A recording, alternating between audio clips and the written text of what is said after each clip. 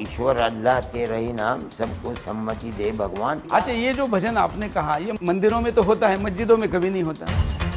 देवबंदी मदरसा जो पाकिस्तान में है उसको गलत मानते नहीं, हम किसी को गलत नहीं मानते। मुल्ला उमर को गलत मानते हैं? नहीं। तालिबान का विरोध करते हैं?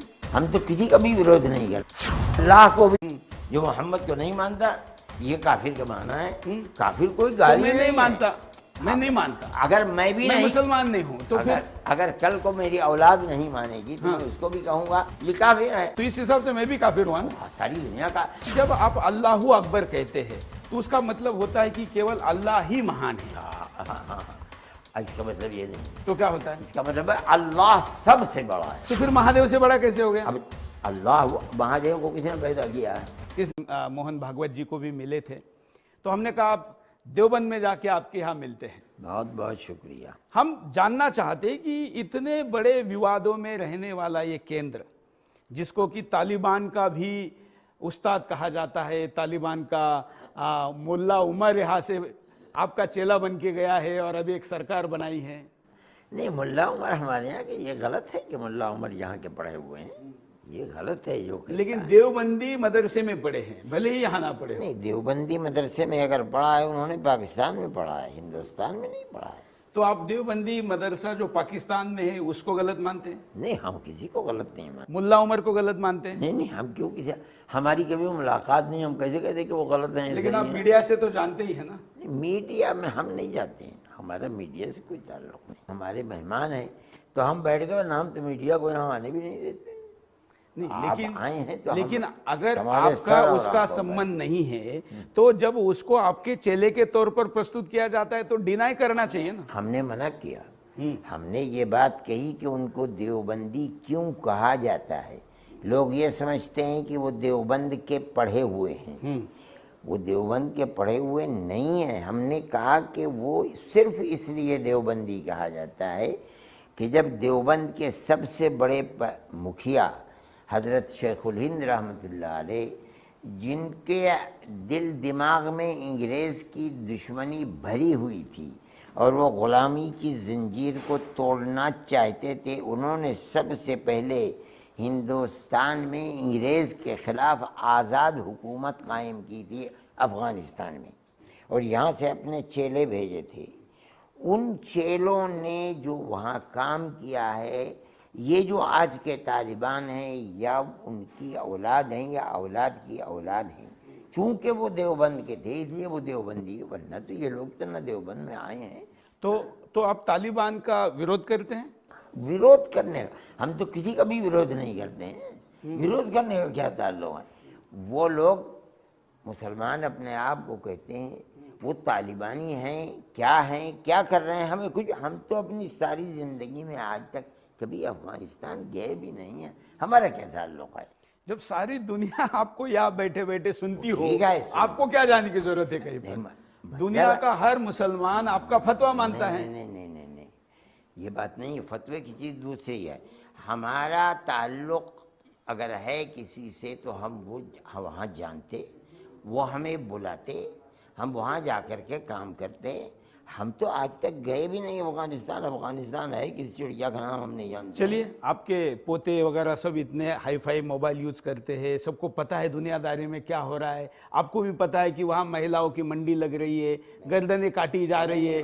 मैं बता रहा हूँ, तो ये सुनने के बाद कम से कम आप ये कहिए ना कि तालिबान गलत काम कर रहे हैं। नहीं, सुना जाता है, हो सकता है आप सही बोल रहे हैं, आप गलत। अगर मैं सही हूँ तो आपका क्या कहना है? नहीं, अगर होंगे, हाँ। अगर होकर के कोई हुक्म नहीं लगता है, जब तक मैं ये यकीन न कर लूँ कि आप सही हैं, मैं कोई बात नहीं अच्छा, मैं कैसे आपको इसका यकीन कराऊं? मुझे ज़रूरत ही नहीं है आपको यकीन कराने की। मेरा ये मोबाइल है, हाँ। इस मोबाइल के अंदर कोई व्हाट्सएप नहीं है, मैं दुनिया की कोई खबर नहीं सुनता हूँ। आप मुझे फ़ोन करेंगे, आप मेरे भाई की तरह हैं, आपकी फ़ोन को ले लूँगा। मुझे ज़रूरत होगी आपकी, मैं इसके सिवा दुनिया की किसी चीज़ को नहीं जानता हूँ। मेरा क्या ताल्लुक़ है? मैं किसी आदमी से बहस नहीं करता हूँ। तालिबान के यहाँ ये बहस नहीं है, ये चर्चा है ना, हम कोई बहस नहीं कर रहे। चर्चा तो आजकल मोबाइल के ऊपर इतनी गलत चर्चा है, ये तो झूठ का पुलंदा है इसके अंदर। मैं किसी की बात का अपनी आँख से देखता हूँ, सुनता हूँ, अगर मुझे यकीन होता है बात करता हूँ, नहीं होता तो चर्चे तो बहुत होते रहते, मुझे क्या मुसीबत पड़ी है कि उसके अंदर फंसूँ। अच्छा, तालिबान जो भी कर रहा है, आपके पास जो भी जानकारी है, मेरी छोड़ दीजिए, जो भी है उसमें क्या गैर इस्लामिक है और क्या इस्लामिक मैं है? नहीं जानता हूँ, मैं सिर्फ इतना जानता हूँ कि तालिबान ये कहते हैं कि हमारा अल्लाह एक है और हज़रत मोहम्मद अल्लाह के सच्चे रसूल हैं अलैहिस्सलाम।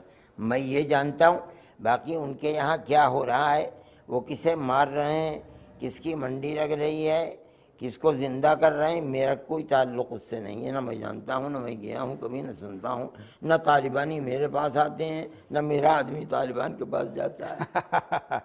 ऐसा माना जाता है कि वो आपके ही सारे पुस्तक पढ़ते हैं। यही बात है, वो हमारी पुस्तक क्या है, हमारी पुस्तक तो कुरान है। दुनिया में सारी दुनिया के मुसलमान उसको पढ़ते हैं, हमारी कोई पुस्तक पढ़ते हैं? आप ये बताइए कौन सी पुस्तक पढ़ते हैं, मैं आप ही से पूछता हूँ, बताइए। नहीं, मैं तो कुरान के बारे में सिर्फ जानता हूँ, मैं तो बाकी पुस्तक के बारे में जानता नहीं। हूँ। कुरान की भी जानकारी मैं आपसे लूँ तो मुझे ज्यादा अच्छा लगेगा। मैंने तो सईद वसीम रिजवी के साथ एक संवाद किया था, उन्होंने 26 आयतों को निकालने के लिए कहा था, वो भी मेरे प्रश्न में था कि उस पर आपका क्या कहना है? मैंने उसका जवाब लिखा है, आप मेरी वो किताब देखिए, वो हिंदी में पढ़ा हुआ है। मैंने उसका जवाब दिया है कि जिन आयतों पर वो इतराज़ कर रहे हैं वो कुरान को जानते नहीं, वहीं उसका जवाब लिखा हुआ। मैंने कहीं इधर उधर से बात नहीं की। मैंने कहा 5 आयत पहले पढ़ो, 5 आयत बाद में पढ़ो, तुम्हें उसका जवाब मिल जाएगा। आपने मेरे उस जवाब को देखा नहीं है। नहीं देखा। हाँ, इसलिए आपसे पूछ रहे हैं। मैं आपके भेजूंगा, आप मुझे अपना नंबर देंगे, मैं आपको और हिंदी में भेजूंगा मैं आपको। वैसे तो मुझे लग रहा है मुझे भी उर्दू सीखनी चाहिए।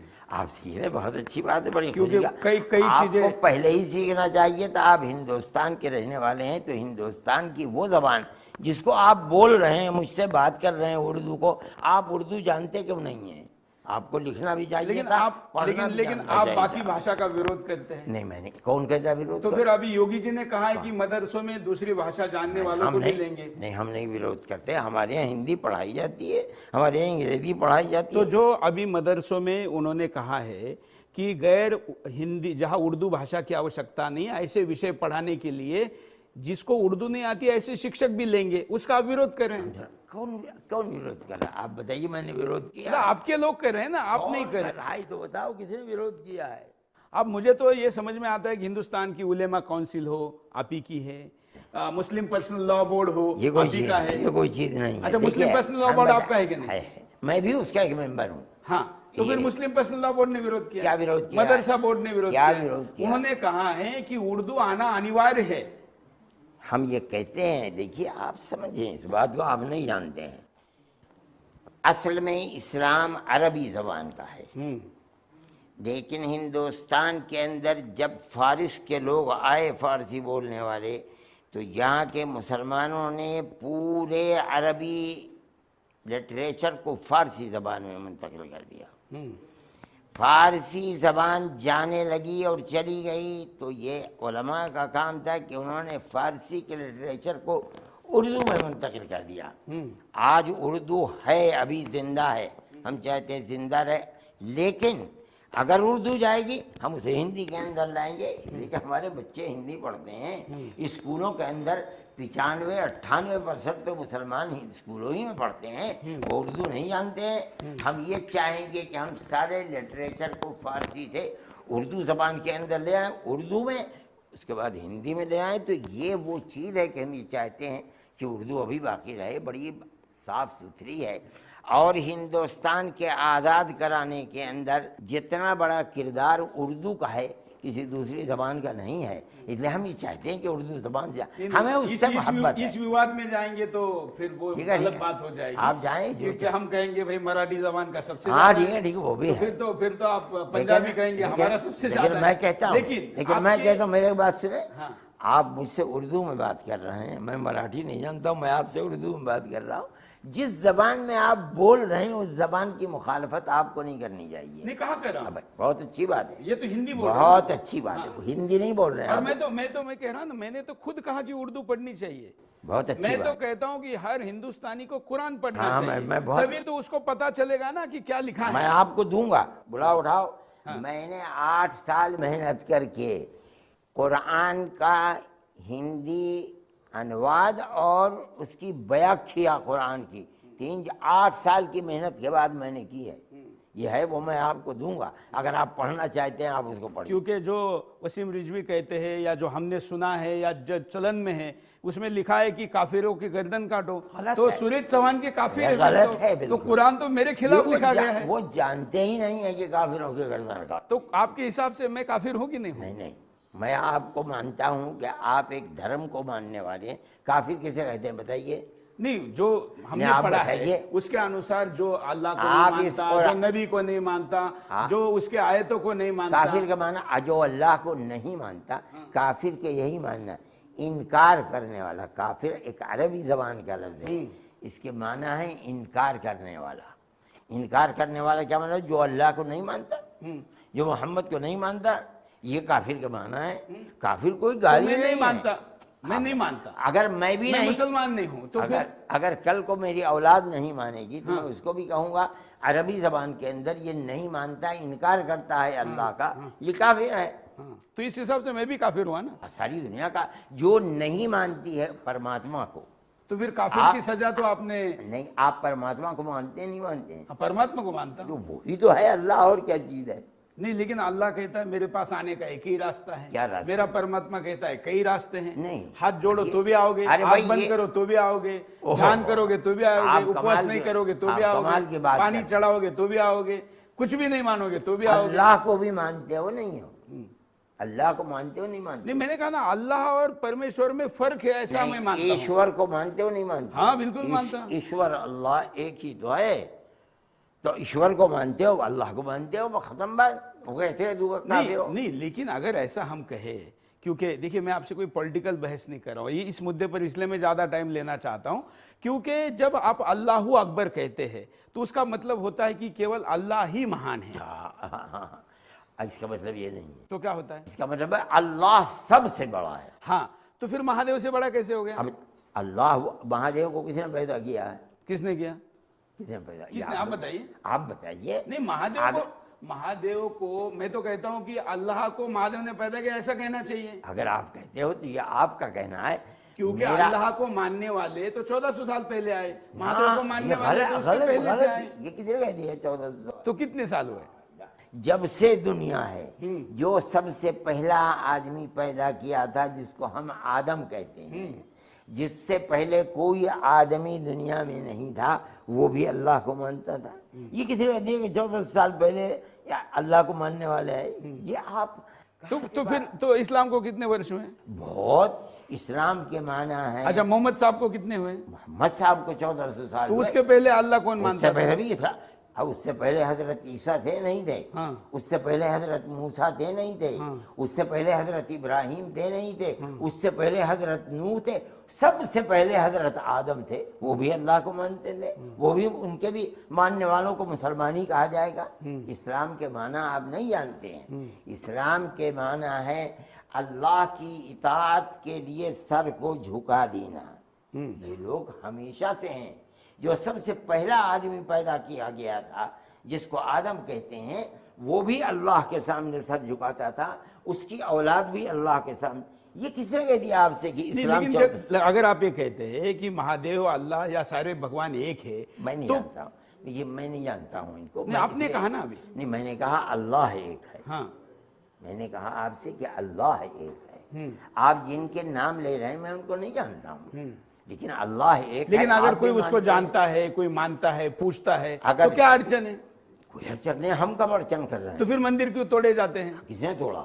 औरंगजेब ने तोड़ा और भी लोगों ने तोड़ा। देखो ना, औरंगजेब ने जो किया वो औरंगजेब के साथ चला गया। हाँ। आप मुझसे बात कर रहे हैं, मुझे बताइए मैंने कौन से मंदिर को क्योंकि तोड़ा? आपके अनुयायी औरंगजेब के खिलाफ बोलने पे हमारे खिलाफ हो जाते हैं। अल्लाह, क्या बात कर रहे हो यार, अजीब व गरीब बात है। आप क्या गुफ्तगू कर, जो चीज 400 साल पहले हो चुकी है, आज आप मुझसे उसको कहते हैं कि मैं मुजरिम हूं। मैं कैसे मुजरिम हूँ?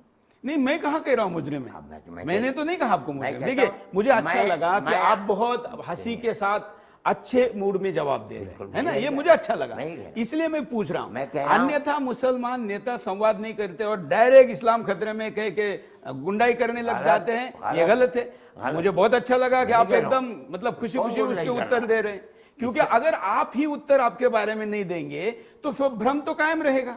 मेरे भाई, मैं कभी नहीं आपसे कह रहा हूँ कि इस्लाम खतरे में है। इस्लाम कौन कहता है?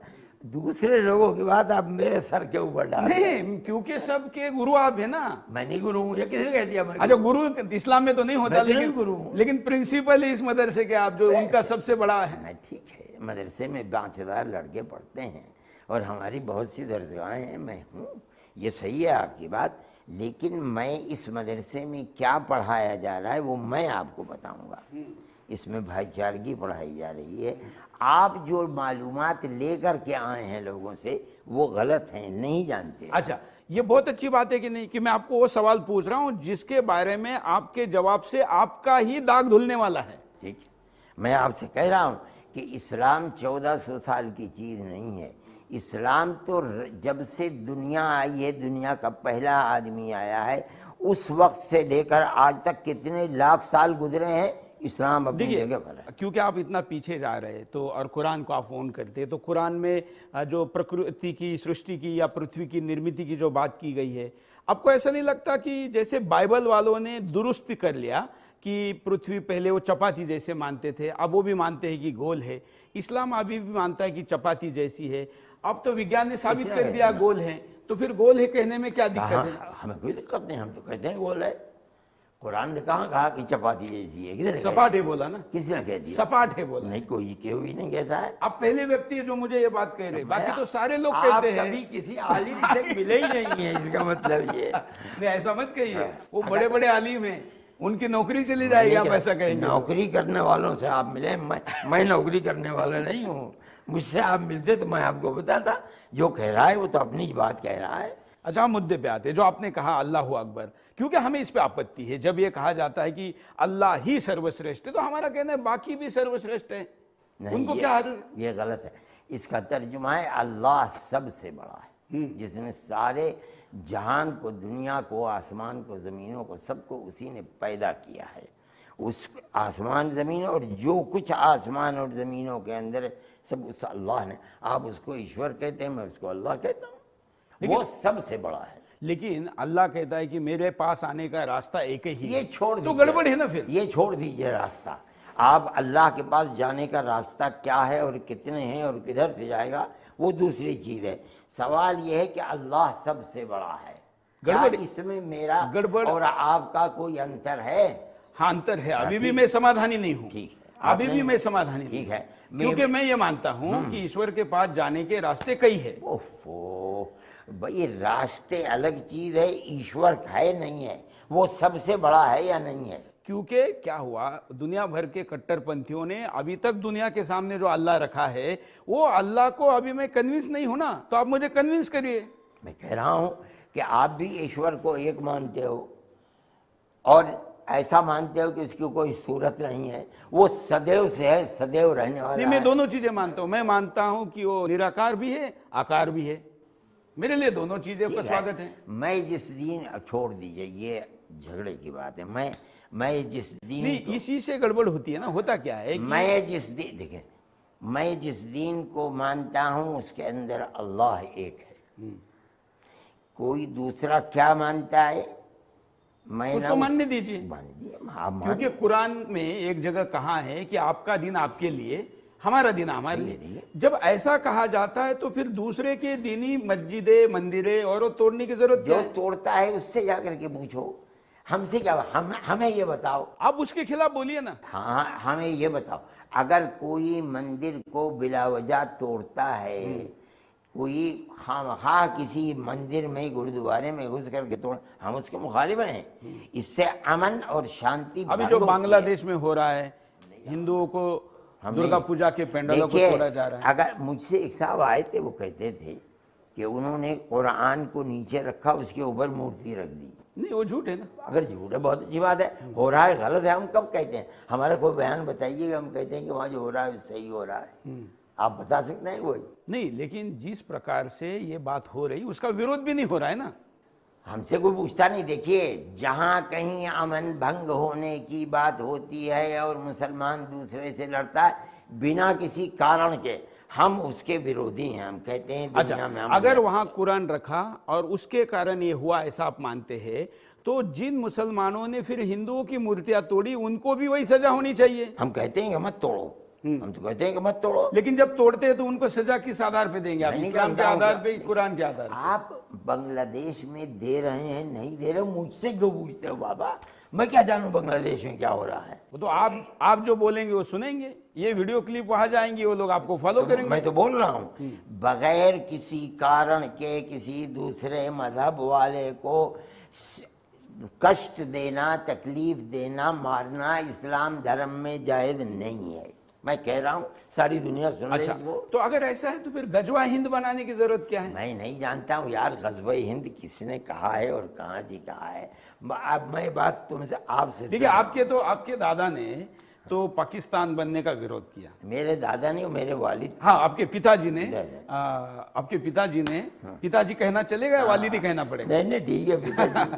तो पिताजी ने पाकिस्तान का विरोध किया, हम उसका समर्थन करते और महमूद मदनी जी हमारे एक इंटरव्यू में आए थे, हमने उसमें भी इसका उल्लेख किया था, दर्शकों को बताया था। ये उनके शायद उनके चाचा, हाँ, उनके दादा। हाँ। तो आपके पिताजी ने विरोध किया, बहुत अच्छी बात है।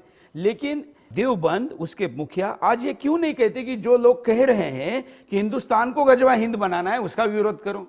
ग़ज़वा हिंद है कहाँ? आपने क्या सुना? हिंदुस्तान को पाकिस्तान बनाना, इस्लामी देश बनाना है, मतलब गजवा हिंद।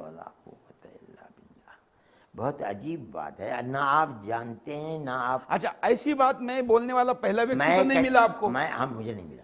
आज तक आपको गजवा हिंद शब्द सुना ही नहीं ग़ज़वा दिया। हिंद है क्या? मतलब हिंदुस्तान को मुस्लिमिस्तान बनाना है? ये गलत है जो आप समझते हैं हिंदुस्तान को पाकिस्तान बनाना, ये ग़ज़वा हिंद है, ये गलत है। मैं कह रहा हूं आपसे, ये गलत है। क्या होता है, इसका प्रॉपर विरोध न होने के कारण लोग ऐसा कहते हैं कि आपके वालिद ने तो पाकिस्तान का विरोध किया और आपने पाकिस्तान तो विरोध किया, पाकिस्तान बन गया। अब यहाँ जो बचे हैं उनको आप बचा रहे हो और फिर यहाँ पाकिस्तान तैयार हो रहा है।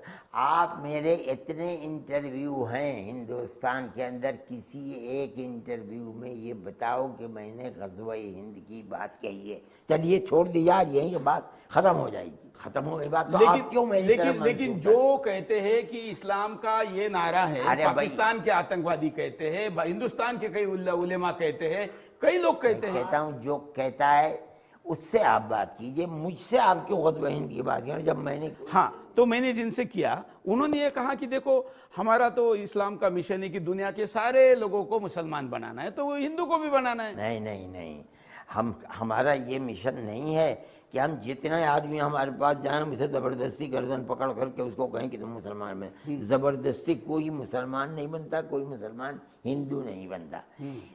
मज़हब और धर्म तो नाम है दिल से किसी चीज़ को मानना। तो आप इसका विरोध करते हैं? हम बिल्कुल, हम तो फिर अभी ये जो पकड़ा गया गौतम और उसके अभी 150 करोड़ से ज़्यादा विदेशी फंड्स उसको मिले हैं, उसको गिरफ्तार किया गया है, बड़ा धर्मांतरण का रैकेट मिला है। हाँ, अच्छा अब आप ये बताइए, एक आदमी ये साबित कर दे कि उसने ज़बरदस्ती गर्दन पर पैर रख करके उसको मुसलमान बनाया है, मैं भूल जाऊंगा, बात छोड़ दूंगा। नहीं, केवल गर्दन पे रखना जरूरी नहीं ना, लालच देकर बनाना भी तो बताओ, गलत है। लालच देकर कोई बन सकता है? आप पढ़े लिखे आदमी हो, अक्लमंद आदमी हो, कौन दुनिया का आदमी है जो 10 रुपये या 10,000 या 10 लाख लेकर के मुसलमान बन जाएगा? बताओ। तो बने ना, उसके पूरे लिटरेचर में बिल्कुल नहीं, गलत है, बनी नहीं सकता। अच्छा, बाबा आप उसको निर्दोष साबित होने के पहले निर्दोष मान रहे हैं? नहीं नहीं नहीं, मैं उसको ये कहना कि वो जबरदस्ती मुसलमान बना। नहीं, मैंने जबरदस्ती नहीं कहा, मैंने कहा लालच देकर। लालच दे के कोई बन सकता है? कोई मुझे 10 लाख रुपये दे, करोड़ रुपये दे, कह दे कि तुम हिंदू बन जाओ, मैं बन जाऊंगा। और जो आदमी 10 रुपये लेकर के मुसलमान बन रहा है, उसके इस्लाम का कोई वजन है, कोई कीमत है? मतलब आप कह रहे हैं कि इसीलिए आप गौतम को बचा रहे हैं, उसकी कानूनी लड़ाई लड़ रहे हैं। गौतम कौन है? जमात इस्लामी हिंद जो है।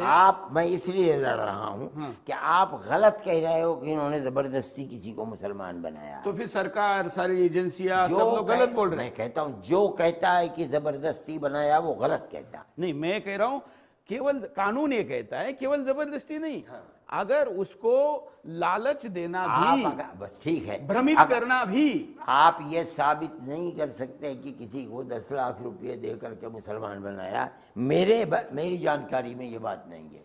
मैं जानता हूँ गौतम मेरे पास कभी कभी आया करते थे। गौतम के पास क्या ताकत है कि किसी को 10 लाख रुपए दे करके मुसलमान बना देगा। 150 करोड़ रुपए की लिंक निकली है, 150 करोड़।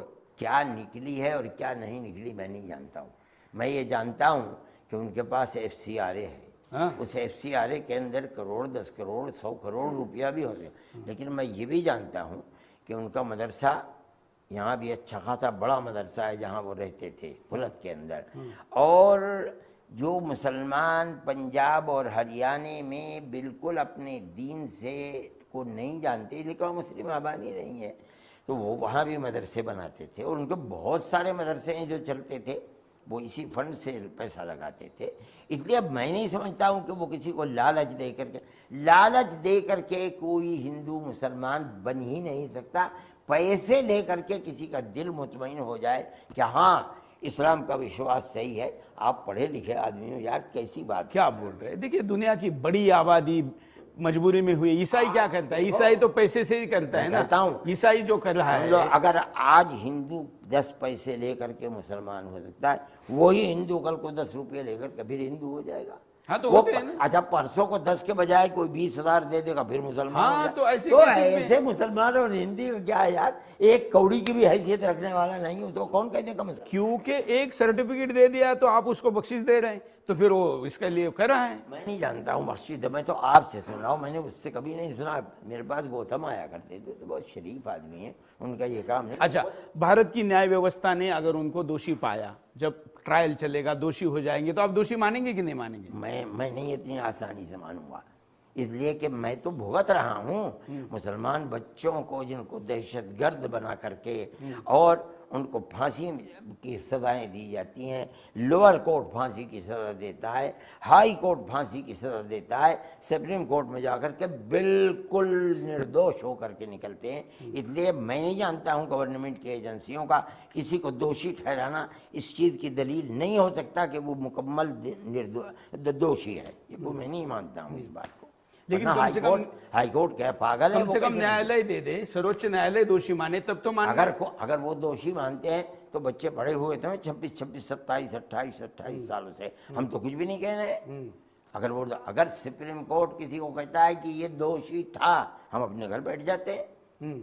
लेकिन अगर लोअर कोर्ट उसको दोषी मान रहा है, हाई कोर्ट नजात दे देता है, उसको छूट दे देता है, हाई कोर्ट उसको दोषी मान रहा है, सुप्रीम कोर्ट निर्दोष, मैं कैसे इतनी जल्दी मान लूँ कि गवर्नमेंट की एजेंसियां जो कह रही हैं वो बिल्कुल दूध की धुनी है और सही है? मैं इतनी मानता हूँ। नहीं, इसलिए मैंने कहा कि सर्वोच्च न्यायालय जब मानेगा तब तो मानेंगे। अगर सुप्रीम कोर्ट इस चीज़ को, मैं आपकी हिंदी नहीं जानता हूँ, अगर सुप्रीम कोर्ट ये कह देगा हमने बाबरी मस्जिद को मान लिया कि भाई ठीक है तुम कहते हो, चलो खत्म हो गई बात, हमने कह दिया। अच्छा चलिए, बाबरी मस्जिद से मुद्दा छोड़िए। नहीं, मैं चलूंगा नहीं उससे। हाँ। लेकिन फिर बाकी भी चीजें मान लीजिए, क्या फर्क पड़ता है? हम रोजाना उसकी मुखालफत देखते रहते हैं, नीचे वाले कहते हैं कि ये दोषी है और सुप्रीम कोर्ट कहता है नहीं, मैंने कहा कि अयोध्या की तरह काशी मथुरा वगैरह भी अभी नहीं, इसलिए कि गवर्नमेंट का कानून था। देखिए आपके हाथ में ताकत है, आप उस ताकत के बलबूते के ऊपर मेरे इस मकान के ऊपर बुलडोजर चला दें, मैं निकल के किसी झोपड़ी में पड़ जाऊंगा। आप उस ताकत की बुनियाद पर मेरी 6-6, 4-4, 5-5, 100 साल की मस्जिदों को ऊपर बुलडोजर चला दें, या उनको आप कहें कि ये मंदिर बन जाए, आप अपनी ताकत की बुनियाद पर जो जी चाहे करें, मगर ताकत हमेशा किसी के हाथ में नहीं रहती है। तो जब आपकी आएगी तो आप दोबारा? नहीं, मेरी कहाँ जाएगी यार, मैं तो 80 साल का बूढ़ा हूँ, मगर जो आएगा आपकी मतलब जो मुसलमान है हिंदुस्तान का, देखिए पाकिस्तान में तो केवल 4 गुना बड़ा। देखिए हिंदू भी आ सकते हैं जो ये कहेंगे कि ये गलत हुआ। सारे हिंदू आपकी तरह नहीं है, मुझे माफ़ कीजिएगा, जहन बदले हुए हैं। ऐसे भी हिंदू हैं कि जो आज ये कह रहे हैं कि जो हो रहा है गलत हो रहा है।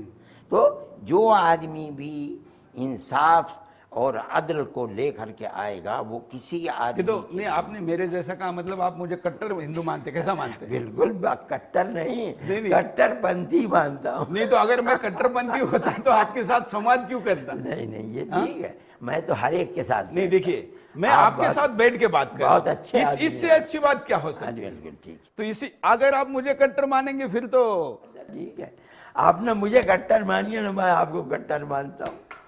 नहीं, मेरा मुद्दा आपके हाथ से होने वाले गुनाह पर नहीं है। मैंने नहीं कहा कि कोई आपने अपराध किया है, मैं कह रहा हूं आपकी सीख के द्वारा जो लोग अपराध करें उनका क्या, इस पर मेरे आपत्ति। नहीं नहीं, हम किसी के अपराध की तायीद करने वाले नहीं हैं। हम जुल्म को जुल्म समझते हैं, चाहे हमारी औलाद क्यों ना हो।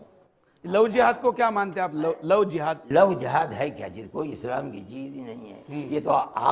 ये तो आज के लोगों ने पैदा कर दिया। लव जिहाद कभी कुरान में, हदीस में, आज से 100 साल पहले जो गैर मुसलमान है उनकी लड़कियों को शादी करना, अब उसको शब्द दे दिया लव जिहाद। ये तो आपने दिया है, हमने तो नहीं दिया। आपने नहीं दिया, लेकिन आपके चेले कर रहे हैं ना। नहीं नहीं नहीं नहीं, हाथ में कलावा बांध रहे हैं, टीका लगा रहे हैं, नाम बदल रहे हैं, नाम बदल के लड़कियों को फंसा रहे हैं। तो लड़के, ये तो हिंदू भी फंसाता है मुसलमान। जब लड़की किसी दूसरे लड़के के साथ कॉलेज में, यूनिवर्सिटी में पढ़ेगी, हंसी मजाक करेगी, हिंदू लड़की मुसलमान के साथ चली जाएगी, मुसलमान लड़की हिंदू के साथ चली जाएगी, इसमें क्या है? ये तो होता ही है। तो इसको आप लव जिहाद कैसे कहते? नहीं, तो जो मुसलमान लड़की हिंदू के साथ जा रही है उसमें आपको कोई आपत्ति नहीं? तो हमारा दस्तूर है जो हमने बनवाया है, हिंदुस्तान का जमीयत उलमा ने बनवाया है, हमारे बुजुर्गों ने। उसके अंदर यह है कि हर आदमी को इख्तियार है अपनी इच्छा से जहाँ चाहे चला जाए। हम क्या कर सकते हैं? उसको कुछ नहीं करेंगे। हम क्या कर सकते हैं? तो जो मुसलमान लड़की जब किसी हिंदू के साथ जाए तो उसकी हत्या कर देते हैं। कौन कहता है हत्या कर देते हैं? बहुत हो रही है। अगर होती है तो हिंदू भी कर देता है हत्या। हाँ। ये क्या बात है? ये तो जिसको भी अपनी इज्जत के ऊपर, मतलब आपका कहना है कि प्यार से जाते तो कोई आपत्ति अगर नहीं? हमारा दस्तूर ये कहता है, जो दस्तूर हमारा मुल्क का बनाया हुआ है, कि अगर वो खुद अपने इख्तियार से जाती है तो हम कुछ नहीं कर सकते। और जो षड्यंत्र पूर्वक जा रहे हो, कोई भी हो, गलत है। षड्यंत्र क्या मतलब है? यानी मतलब कॉन्स्पिरेसी से जा रही है। यानी अंग्रेजी मत बोलिए, उर्दू बोलिए। यानी अपनी मर्जी से जा रही है। हाँ, मर्जी से जा रही तो ठीक है, ऐसा आप कह रहे जा हैं। रही है तो हम, लेकिन अगर नाम बदल के उसके साथ नहीं, धोखा करके जा रहे हैं, अगर बजोर और जबरदस्ती किसी को ले जाया जाता है, हम उसके मुखालिफ हैं। आज कह रहे हैं, मिंबर के ऊपर खड़े हो करके कहेंगे कि हम उसके मुखालिफ हैं। अच्छा, चलिए, आपने उसके बारे में साफ बोल दिया है। शाहरुख खान का बेटा पकड़ा गया नशा करते हुए और अभी अंदर है। शायद मदरसे में पढ़ता तो नशा ही नहीं करता। हो सकता है।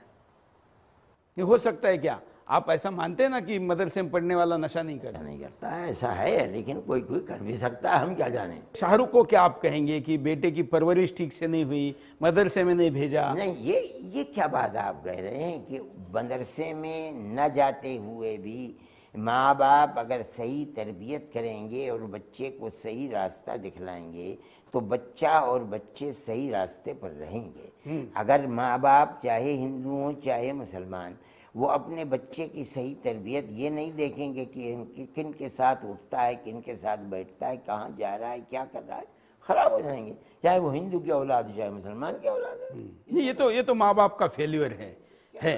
लेकिन फिर भी नशा करना, ये तो मैं इसको अच्छा नहीं समझता हूँ नशा करने को, चाहे मुसलमान करे चाहे हिंदू करे। लेकिन जो लोग कह रहे हैं कि आर्यन मुसलमान है इसलिए उसको फंसाया जा रहा है, ये तो मैं नहीं जानता हूँ। ये तो वास्तविकता बताएगी कि आया वाकई वो नशा करता था या नहीं करता था। उस पर ये इल्ज़ाम है या वाकई उसने कबूल किया है। ख़त्म हो गई बात, तो करे वो। हम किसी नशा करने वाले के लिए कोई उसकी तायीद करने के लिए थोड़ी बैठे हैं। नहीं, अच्छी बात है। इसका मतलब जो ऐसा करे वो सियासी लोग हैं। नहीं, सियासी नहीं, जो ऐसा करे वो गलत करे। अच्छा, ये आपका जब मैं इंटरव्यू लेने आ रहा था तो मुझे कई सिया नेताओं ने कहा कि उनको ज़रूर पूछिए कि वे हमको जिंदा रहने देंगे कि नहीं। हम तो किसको आप ये बताओ हम किसे मारते हैं यार? हमें ऐसी बात करते हो, ये बताओ शिया। अब इस एक मस्जिद में वहाँ बॉम्ब फड़ा गया अफगानिस्तान में, 100 मर गए। इस शुक्रवार को 36 मर गए। वहाँ बाकी देशों में हो ही रहा है। तो वो तो सिया लोगों के लिए ये डर खौफ है उनके मन में। मैं तो कहता हूँ गलत हुआ, ऐसा नहीं होना चाहिए था। ऐसा करने वालों के हाथ के अंदर जंजीर डालनी चाहिए। कोई भी आदमी किसी भी मजहब का मानने वाला हो, उसके ऊपर जुल्म हम उसको जायज़ नहीं समझते, हम समझते हैं कि गलत है। हम हर जगह कहते हैं कि तो फिर शिया का विरोधी क्यों करना है? कौन कर रहा है यार विरोध? मेरा करीबी साथी है इनकलाब के अंदर, वो मुमताज़ बिल्कुल शिया है, 100% शिया है। उससे जाके पूछो, मैं तो उसे गले लगाता हूँ। ये जो लोग ताजिया का विरोध करते अरे भाई हैं, मारामारी करते हैं, या अल्लाह, कौन करता है? अरे भाई हमसे पूछो यार, हम तो नहीं कर रहे हैं, हमें बताओ हमने कहाँ मुखालफत की है? क्योंकि आप दुनिया के सबसे बड़े वर्ग के नेता हैं। मैं नहीं करता हूँ बाबा, मेरे इतने इंटरव्यू हैं, मैं आपसे आपने नहीं किया ना, लेकिन आपके चेले कर रहे हैं। कौन चेला है मेरा? ये बताओ, मेरा चेले क्या है? चलिए चलिए, कोई बात नहीं, क्योंकि मुझे इस पे आपका पक्ष जानना था, इसलिए मैंने आपको पूछा कि सियाओं को भी जीने का अधिकार है कि नहीं। बस इसके मुखालिफ हैं, हम इसके मुखालिफ हैं। शिया हो या सुन्नी हो या हिंदू हो या सिख हो या यहूदी हो, या हमारा इस्लाम और दीन किसी के ऊपर जुल्म और बग़ैर किसी कारण के कत्ल करने का बिल्कुल मुखालिफ है, इजाज़त नहीं है। जनसंख्या नियंत्रण कानून की बात हो रही है, मैंने पूरे हिंदुस्तान की यात्रा की। कोई कानून छोड़ोगे भी कि नहीं? आज सारे कानून क्यों छोड़ना है? कानून का ही तो राज है, कानून का ही राज है। अजान हो रही है, अभी 5 मिनट 2-3 मिनट के बाद ये मस्जिद इस दीवार के पीछे वहाँ अजान होगी और मुझे नमाज भी पढ़नी है। कोई बात आपको कितनी देर, नहीं कितनी देर आपको लेना है मुझसे इंटरव्यू? देखिए, आप बोर तो नहीं हुए ना? मैं तो दिल्ली से चल के आया हूँ आपका इंटरव्यू लेने। नहीं, मुझे अभी देखिए, आपको अच्छा नहीं लग रहा है कि नहीं, आपके नहीं। उन सारे दागों को आपको इस चैनल के द्वारा धोने का मौका मिल देखिए, रहा है? आप दाग, मेरे ऊपर कोई दाग नहीं है, ये तो जबरदस्ती के लगाए हुए दाग हैं। मैं इन दागों को जबरदस्ती कोई कहिए, कोई हाँ बात नहीं, जबरदस्ती कोई के, बात कही नहीं, मैं तो जबरदस्ती आपसे कहिए। कह रहा हूँ। हाँ, तो ये जनसंख्या नियंत्रण कानून पे आपका क्या कहना है? नहीं, मेरा एक अकीदा है, मजहबी अकीदा है। मेरा अकीदा ये है कि भगवान या अल्लाह या ईश्वर जब किसी को पैदा करता है तो उसकी रोज़ी और इसका रिज्क उसके साथ भेजता है। मेरा ये ईमान और अकीदा है। आप नहीं मानते इसको ना? नहीं, लेकिन व्यवहारिक बात तो ये कह रहे हैं ना। तो मेरा ये अकीदा है। और मैं दुनिया के अंदर ये देखता हूँ कि दुनिया कितनी थी, गल्ला आज से 100 साल पहले कितना पैदा होता था और आज गल्ला कितना पैदा हो रहा है। मेरा मानना ये है कि संख्या अगर बढ़ेगी तो अल्लाह ताला उसके रिज़्क़ और खाने के लिए दरवाजे भी खोलेंगे, भगवान ऊपर वाला। नहीं, लेकिन केवल खाना नहीं देना है ना, अच्छी शिक्षा देनी है, घर देना है, सब कुछ देना है। आज कौन अच्छी शिक्षा दे रहा है? अच्छी शिक्षा देने वाले कम और शिक्षा न देने वाले गरीब जो पड़े हुए हैं या देहातों में रहते हैं वो ज़्यादा हैं। ये तो हमारी भी तो कमज़ोरी है। इसलिए कि हमें जिस तरीके पर नहीं, अगर सरकार ऐसा कानून लाती है कि सबके दो, हिंदू के दो, मुसलमान के दो, ईसाई के दो। ये बताओ, इससे पहले चाइना ये कानून लाई थी, आज उसने उस कानून को ख़त्म कर दिया। नहीं, ख़त्म नहीं किया, उन्होंने लाया ही 30 साल के लिए था। अब उन्होंने दूसरे बच्चों को छूट दी, लेकिन वो केवल चाइनीज वंश के लोगों को दी, मुसलमानों को नहीं दी। किसी चीज़ को दी है? जो वहाँ चाइनीज़ मुसलमान हैं, जो वहीं के रहने वाले हैं हमेशा। अच्छा, उनके साथ जो हो रहा है उगर मुसलमानों के साथ, उसके खिलाफ बोलना चाहिए। हम तो बोलते हैं, आप नहीं बोलते। कौन नहीं बोलता? हम तो हर जुल्म के खिलाफ बोलते हैं। आप कौन कहे, कैसे कहते हैं कि हम नहीं? अच्छा, आप उगर मुसलमानों पे जो हो रहा है उसके खिलाफ बोलते हैं? क्यों नहीं बोलेगा? हम तो चीन में क्या हो रहा है आपको पता है, लेकिन तालिबान में क्या हो रहा है आपको पता हम नहीं जानते हैं अभी तक, हम नहीं जानते। तो फिर चीन का कैसे? मैं बताऊं आपको, चीन का कैसे जानते? इसलिए कि चीन के अंदर एक हुकूमत है, कायम है। चीन के अंदर चैन और सुकून है, किसी पर जुल्म। अफ़गानिस्तान अभी 1-1.5 महीना हुआ आए हैं, वहाँ अभी तक कोई हुकूमत जम ही नहीं सकी है। जब जम जाएगी तब पता चलेगा कि इनका नज़रिया क्या है। हमने ये बात कही थी कि हम आज उसके बारे में कोई बात नहीं कह सकते। हुकूमत जब जम जाएगी और वो अपनी पूरी पॉलिसी सामने ला कर के रख देंगे, हम उस वक्त फैसला करेंगे क्या अच्छा है क्या बुरा है। हम बोलेंगे अगर बुरा है कोई, आपसे पहले बोलेंगे हम। मैं आपको फिर पूछने आऊंगा। हाँ, ये असर और आंखों के ऊपर। कई लोग हैं ऐसे जिनकी गर्दन काटने के फतवे निकले हुए हैं। किसने फतवा दिया है यार? जिसने दिया है उनसे पूछो ना, मुझसे क्या? आपके चेले हैं ना? नहीं, वो देवबंदी है।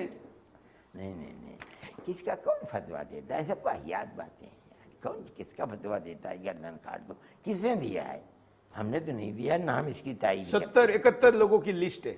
मैं तो आपसे सुन रहा हूँ, मैंने तो अल्लाह जानता है आज तक सुना भी नहीं किसी। अच्छा, मैं अगर वो लिस्ट आपको दूं और मैं कहूं कि आप फतवा दीजिए कि इनकी गर्दन नहीं, ना काटो, मैं बगैर लिस्ट देखे कहता हूँ नहीं, कि- हाँ। मैं बगैर लिस्ट देखे कहता हूँ कि मत काटो गर्दन। कट्टर मुसलमान कौन है जो नमाज 5 वक्त की पढ़ता है, रोजा रखता है, रमजान का, आप उसे कहते हैं कट्टर? नहीं, हाँ, बिल्कुल नहीं। तो फिर कौन है? देखिए 5 वक्त की नमाज पढ़ने वाला और भले वही मस्जिद में रहे, दिन का काम करे, उससे हमको कोई प्रॉब्लम नहीं। कट्टर है। हमको कट्टरता उसमें है जो कहता है कि तुमको आरती नहीं उतारने देंगे, तुमको भगवाई घंटा बजेगा तो घंटे का आवाज अगर मस्जिद में आएगा तो इस्लाम खतरे में आ जाएगा। जो कहता है कि मंदिर का स्पीकर बंद करो, मैं उसको कट्टर मानता हूं। गलत है, कोई नहीं, गलत है। अच्छा, समान नागरिक संहिता, ये क्या चीज है? कॉमन सिविल कोड, सबके लिए एक समान कानून। नहीं, हमने जो दस्तूर बनवाया था उसके अंदर ये है कि किसी का, गवर्नमेंट का कोई मजहब नहीं है। हर मजहब वाले को आज़ादी है कि वो अपना मजहब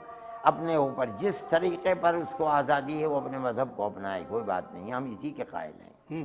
हम ये नहीं मानते हैं कि जो यहाँ अक़लियत है वो अक्सरियत के मजहब की पाबंद हो जाए। हम समझते हैं कि हिंदुस्तान जैसे मुल्क में जहाँ इतनी बड़ी बड़ी अक़लियतें रहती हैं वहाँ ये चीज़ चलने वाली नहीं है और आप नहीं चला पाएंगे इसको। लेकिन कई देशों में है नहीं, जहाँ है वहाँ बिल्कुल खामोश हैं, कोई कुछ नहीं करता है, चाहे जैसे रहें। अच्छा, मोदी जी के बारे में अगर नहीं बोलेंगे तो इंटरव्यू अधूरा रहेगा। अब तक की सारी सरकारों ने जितने पैसे दिए होंगे उससे ज़्यादा पैसे दे रहे हैं मुसलमानों को, ज़्यादा सुविधा दे रहे हैं, ज़्यादा स्कॉलरशिप दे रहे हैं। हाँ ठीक है, बहुत तो- अच्छी बात है। जो आदमी जो अच्छा काम करता है मैं उसको अच्छा समझता हूँ, लेकिन आप ये मुझसे सब सियासी सवालात कर रहे हैं। मेरी ज़िंदगी सियासी नहीं, मैं देखिए, एक आप नागरिक तो हैं हिंदुस्तान के। मोदी जी की ज़िंदगी जो है वो सियासी ज़िंदगी है। मैं ये बिल्कुल नहीं जानता हूँ कि मोदी जी क्या कर रहे हैं क्या नहीं कर रहे हैं। मेरे इतने इंटरव्यू हैं, मैंने कभी मोदी जी का नाम लेकर किसी इंटरव्यू में एक बात भी नहीं कही है।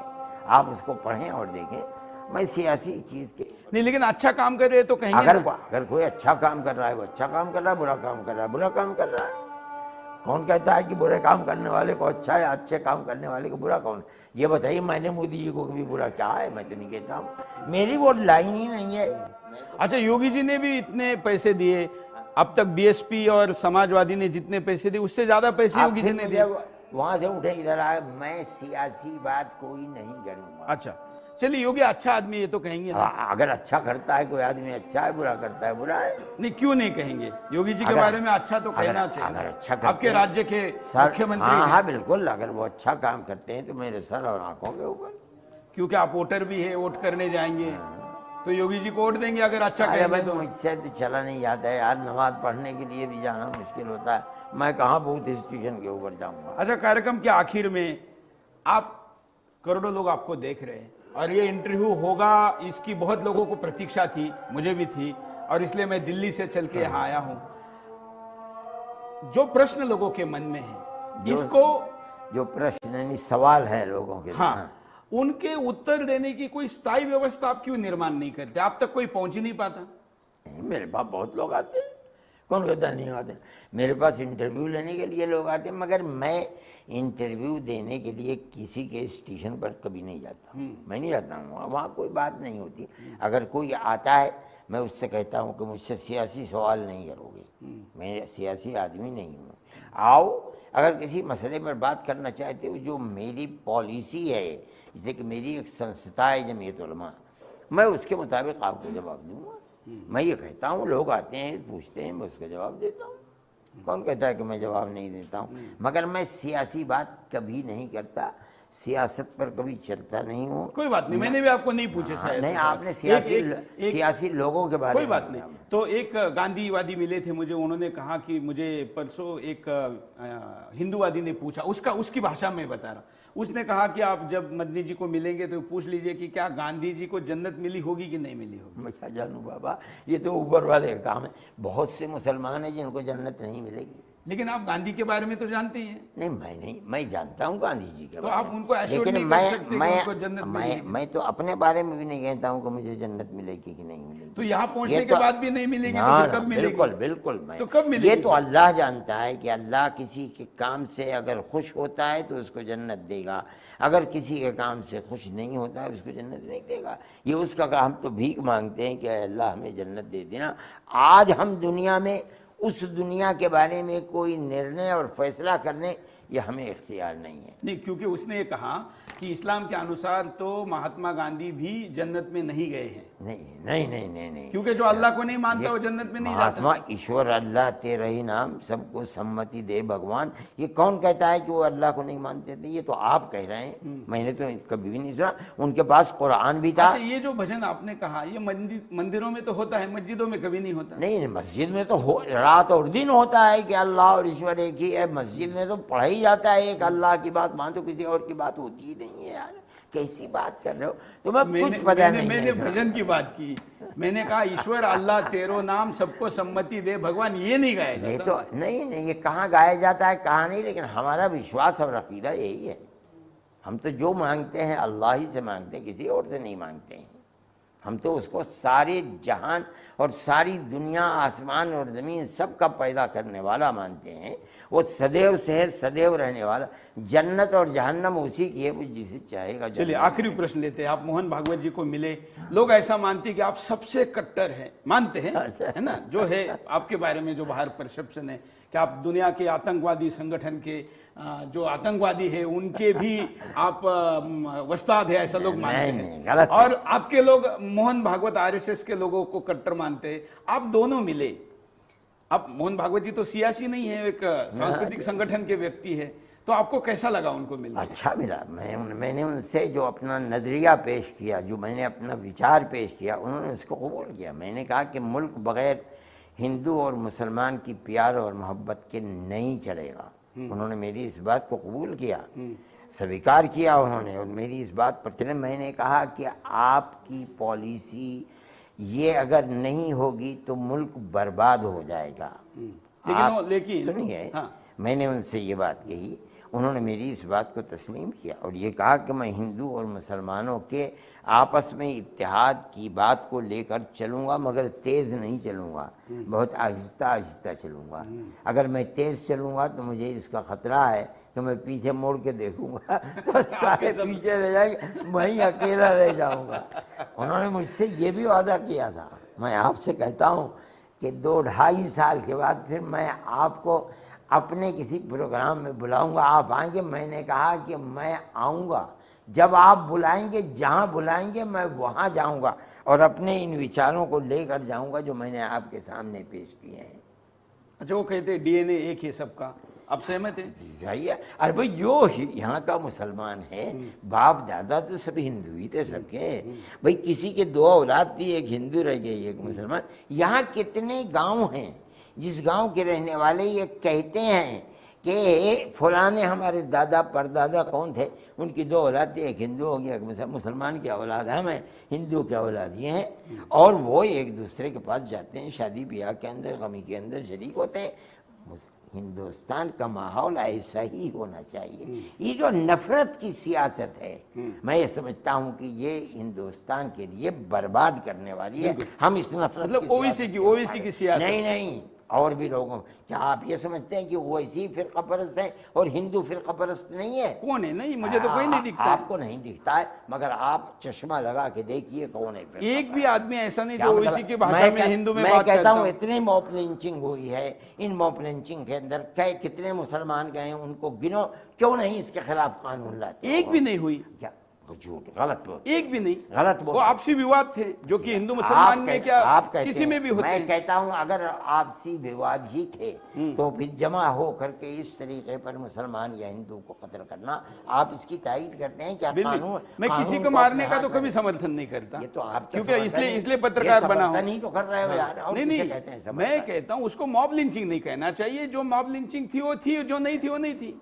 जो कुछ हो रहा है मुल्क के अंदर, जिस तरह बांट दिया है हिंदू और मुस्लिम के अंदर, ये चीज़ इस मुल्क को तबाही की तरफ ले जाने वाली है, मुल्क को आबाद करने वाली नहीं। हम तो जोड़ने वाले हैं। आप गलत कहते हो, जोड़ने वाले हो। आप जो तोड़ने वाले हो उनकी गोद में बैठने वाले हो।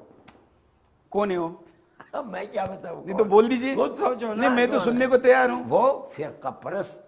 तो नाम लीजिए ना। फिरका परस्त। मैं किसके गोदी में बैठा? आप नाम दीजिए। मैं नाम नहीं लेता हूँ, मगर मैं कहता हूँ तो फिर चाहे देखिए, मैं सुनिए, जो आदमी आपसे इतनी प्यार से बात कर रहा है, आप उसको कह रहे हैं कि आप। मेरा मानना ये है कि फिरका परस्ती मुसलमान करता है तब वो गुनाहगार है, हिंदू करता है तब गुनाहगार है। तो हम तो फिरका परस्त है, आप ऐसा? नहीं, मैं आपको नहीं मानता हूँ, लेकिन आप कहिए कि फिरका परस्ती मुल्क को तबाह करने वाली, आप कहिए। बिल्कुल कहते हैं। हम कहते हैं फिरका परस्ती गलत है। हम कहते हैं कि बाबर को अपना वंशज मानना गलत है। हम कहते हैं कि कोई नहीं मानता बाबर को, हम अल्लाह और उसके रसूल को मानते हैं। कौन कहता है? जो मानते हैं। मैं आपको कब कहा? कोई नहीं मानता। जो मानता है वो कौन मानता है बाबर को? बाबर एक इंसान था, मेरी और आपकी तरीके से। हम उसको क्या मान लेंगे? वो कोई अल्लाह का फरिश्ता था, हम क्यों मानेंगे? हम नहीं किसी को मानते। हम तो एक जो मानते हैं वो गलत है। कोई मुसलमान नहीं मानता, इसलिए उसके नाम का बोर्ड हटा देते हैं, तो वहाँ झगड़ा करते हैं। ये तो झगड़े की बात है। कोई नहीं मानता, बाबर रहे, उनका बोर्ड रहे कि न रहे, कोई इस्लाम थोड़े ही खतरे में चला जाएगा। हटा देना चाहिए। हटा दो, किसकी बात? जिसका जी चाहे रखे। वाह, ये आपने मन की बात बोली। हाँ, ये देखिए, ये सारे नाम हटा देने चाहिए। आप किसी, मगर हटा देने चाहिए हिंदू के नाम भी, मुसलमान के नाम भी। ये नहीं है कि मुसलमान का हटा दो। नहीं, अगर किसी गलत हिंदू का नाम कहीं दिया है तो मैं हटाने का पक्षधर हूँ। नहीं, गलत। अगर वो हत्यारा था, अगर वो बलात्कारी था, अगर वो गलत शासक था। ये गलत कहना किसी को, ये मेरा और आपका काम नहीं। ये तारीख पढ़ो उठा करके। ये थोड़ा ही है कि जिसे मैं गलत कह दूँ वो गलत हो गया, आप जिसे गलत कह दें वो गलत हो गया। आप तारीख की किताबों को पढ़िए, पढ़ करके फैसला कीजिए। चलिए, आपने समय निकाला, हमारे साथ बातचीत की और दिल खोल के बात की, इसके लिए धन्यवाद। हम पुनः मिलेंगे। आपने अभी कहाँ हैं? मैं भी शुक्रिया। हाँ, मैं जब आप कहेंगे तब मिलूंगा।